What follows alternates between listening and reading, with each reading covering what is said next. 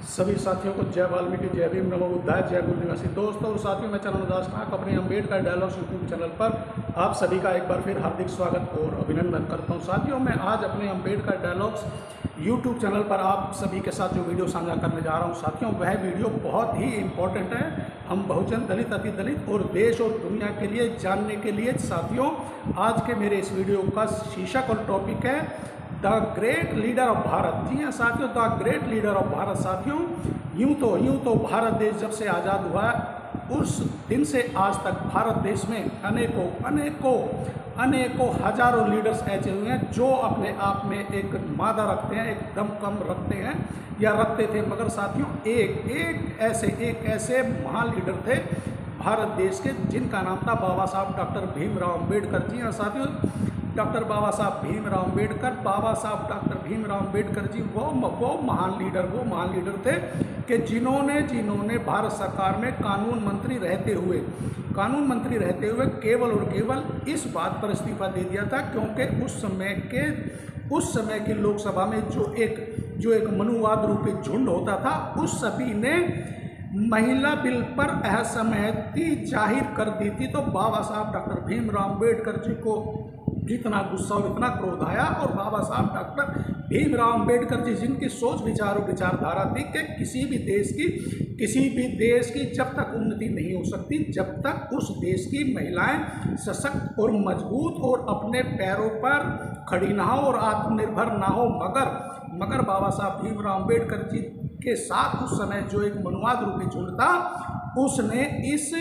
इस Hindu code bill, इस महिला कोड बिल को अस्वीकार कर दिया था। इस बात से रुष्ट होकर, क्षुब्ध होकर और दुखी होकर डॉक्टर बाबा साहब भीमराव अम्बेडकर जी ने अपने कानून मंत्री पद से इस्तीफा दे दिया था। जी हाँ साथियों, इस्तीफा दे दिया था। ऐसे महान लीडर डॉक्टर बाबा साहब भीमराव अम्बेडकर जी थे। साथियों, मैं बाबा साहब भीमराव अम्बेडकर जी की इतनी उपलब्धियां गिनवाते मैं थक जाऊंगा और आप लोग सुनते थक जाएंगे। साथियों, बाबा साहब डॉक्टर भीमराव अम्बेडकर जी के उस कार्यकाल में लीडरों का जो एक झुंड था, वह झुंड था जो जन्मजात सोने का चम्मच हाथ में लेकर पैदा हुआ था, या जो मनुवाद वंशवाद का था, वह झुंड था बाबा साहब भीमराव अम्बेडकर जी के साथ। मगर बाबा साहब भीमराव अम्बेडकर जी अपनी सूझबूझ, अपनी योग्यता, अपनी लिखाई पढ़ाई के आधार पर, क्योंकि बाबा साहब डॉक्टर भीमराव अम्बेडकर जी हमेशा और सदैव हमेशा सभी विश्व में घूम कर वहाँ के लॉ कानून और वहाँ की सामाजिक व्यवस्था को पढ़ते रहते थे, चिंतन करते रहते थे, अध्ययन करते रहते थे, और उन्हीं को माध्यम बना के और अपने देश भारत से उन सभी का आंकलन करके बाबा साहब डॉक्टर भीमराव अम्बेडकर सदैव चाहे बाबा साहब डॉक्टर भीमराव अम्बेडकर जी लोकसभा या विधानसभा में कोई सदस्य रहे न रहे, किसी पद पर आसीन रहे न रहे, मगर उस समय के जो झुंड रूपी लीडर्स थे, उन सभी के लिए बाबा साहब डॉक्टर भीमराव अम्बेडकर जी सदैव लोकसभा से लेकर विधानसभा तक चुनौती बने रहते थे, और सदैव शोषित गरीब महिलाओं और देश के लिए उनको हमेशा से नए सुझाव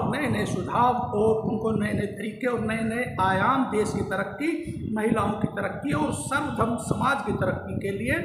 उन लोगों को प्रेरित करते रहते थे, समझाते रहते थे, और उनको लागू करने के लिए उनसे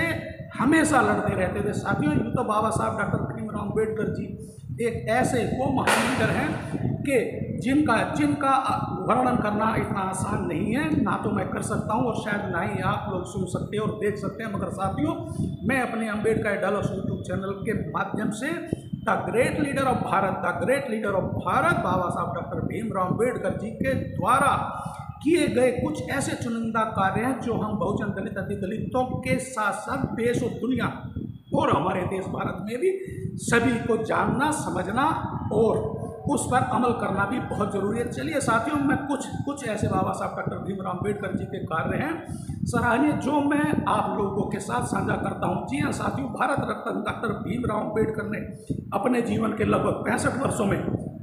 सामाजिक, आर्थिक, राजनीतिक, शैक्षणिक, धार्मिक, ऐतिहासिक, सांस्कृतिक, साहित्य, औद्योगिक, संवैधानिक आदि क्षेत्रों में अनगिनत सराहनीय कार्य करके राष्ट्र निर्माण में महत्वपूर्ण योगदान दिया है। बाबा साहब ने सैकड़ों ऐसे कार्य किए हैं जिन्हें हिंदुस्तान कभी भुला नहीं सकता। मानव अधिकार जैसे दलितों एवं दलित आदिवासियों को मंदिर में प्रवेश, पानी पीने का अधिकार, छुआछूत, जात पात, ऊंच नीच जैसी सामाजिक कुरीतियों को समाप्त करने के लिए सदा लड़ते रहे। बाबा साहब डॉक्टर भीमराव अम्बेडकर जी ने मनुस्मृति का दहन 1927 माण सत्याग्रह, 1928 नासिक सत्याग्रह, 1930 येवलादी गर्जना, 1935 जैसे आंदोलन भी चलाए। बेजुबान, शोषित और अशिक्षित लोगों को जागरूक करने के लिए साल 1927 से 1956 के दौरान मूक नायक, बहिष्कृत भारत, समता, जनता और प्रबुद्ध भारत नामक 5 साप्ताहिक और पथिक पत्र पत्रिकाओं का संपादन किया। बाबा साहब डॉक्टर भीमराव अम्बेडकर ने छात्रावास, नाइट स्कूल, ग्रंथालयों और शैक्षिक गतिविधियों के माध्यम से कमजोर वर्ग के छात्रों के अध्ययन करने और साथ साथ आय भी अर्जित करने के लिए उनको सक्षम बनाया। बाबा साहब डॉक्टर भीमराव अम्बेडकर जी ने सन 1945 में अपनी पीपल्स एजुकेशन सोसाइटी के जरिए मुंबई में सिद्धार्थ महाविद्यालय और औरंगाबाद में मिलिंद महाविद्यालय की स्थापना की। जी हाँ साथियों, स्थापना की साथियों। जहाँ तक मैं तो देख रहा हूँ, आप लोग भी देखते होंगे कि साथियों बाबा साहब डॉक्टर भीमराव अम्बेडकर जी ने मात्र केवल और केवल इस बात से इस्तीफा दे दिया था कि लोकसभा में जब बाबा साहब डॉक्टर भीमराव अम्बेडकर जी ने हिंदू कोड बिल और महिलाओं के लिए समान अधिकार के लिए बिल पेश किया, तो उस समय के जो राजनेताओं का जो एक झुंड था, जो मनुवाद का एक झुंड था, उसने केवल और केवल बाबा साहब डॉक्टर भीमराव अम्बेडकर जी को नीचा दिखाने के लिए हिंदू कोड बिल और महिलाओं की तरक्की और उत्थान को दरकिनार करते हुए बाबा साहब का हिंदू कोड बिल और महिला कोड बिल को असहमति स्वीकार दी थी। इसी से शुद्ध होकर डॉक्टर बाबा साहब भीमराव अम्बेडकर जी ने इस्तीफा दे दिया था। यहाँ तक कि मैं देखता हूँ, आप भी देखते होंगे कि राजनेताओं पर कैसे कैसे घोटाले के, भ्रष्टाचार के, हत्या के और ना जाने कैसे कैसे मामलों में लिप्त होने के आरोप लगते हैं। और जिस पर विपक्षी दल या देश जब उनसे इस्तीफे की मांग करता है तो वह मुंह पर उंगली रखकर, कानों में उंगली डालकर चुपचाप इस सत्ता रूपी कुर्सी पर इस तरह चिपक जाते हैं कि जैसे कि यह कुर्सी सीधा उनका मोक्ष का माध्यम है, या इस कुर्सी, इस सत्ता के बिना वह लोग निष्कर्ष हैं, या उन लोगों की कोई पहचान या कोई उनकी कीमत ही नहीं है या औकात भी नहीं है। मगर साथियों, बाबा साहब डॉक्टर भीमराव अम्बेडकर जी ने, मैं एक बार फिर आप लोगों को बताता हूँ कि बाबा साहब भीमराव अम्बेडकर जी का जीवन, सारा जीवन, उस समय में चाहे बाबा साहब डॉक्टर भीमराव अम्बेडकर जी लोकसभा या विधानसभा में सदस्य रहे हो ना रहे हो, मगर लोकसभा और विधानसभा सदस्यों के लिए सदैव सर्वधर्म समाज के लिए एक चुनौती बने रहते थे, और सभी जाति धर्म और सभी समुदाय के लिए सशक्त और मजबूत प्रावधान पेश कर हमेशा उनके सिर का दर्द बने रहते थे। इसीलिए doctor Baba Saheb Bhimrao Ambedkar ji the great leader of Bharat हैं। साथियों, मैं आप लोगों से अपील करूंगा कि आप लोग मेरे इस वीडियो को ज़्यादा से ज़्यादा अपने बहुजन दलित अतिदलित भाइयों के साथ सोशल मीडिया के माध्यम से शेयर करें, मेरे यूट्यूब चैनल को सब्सक्राइब करें, लाइक करें, कमेंट्स करें, और एक बार से फिर सभी साथियों को जय वाल्मीकि, जय भीम, नमो बुद्धाय, जय मूल निवासी।